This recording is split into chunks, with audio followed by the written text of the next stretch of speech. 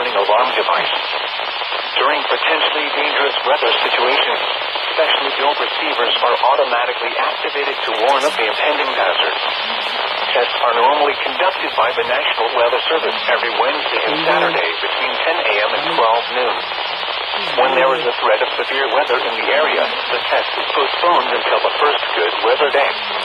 Reception of this broadcast and the warning alarm will vary from place to place. This variability, normally more noticeable at greater distances from the transmitter, will occur even though you are using a good quality receiver in perfect working order. The warning alarm will be activated for severe thunderstorm, tornado, and flash flood watches, and for severe weather warnings affecting the following counties in the KIH 54 listening area: Bibb, Blunt, Chilton, Coosa, Jefferson, Shelby, St. Clair, Tuscaloosa, and Walker. This has been a test of the NOAA Weather Radio warning device. We now return to normal programming.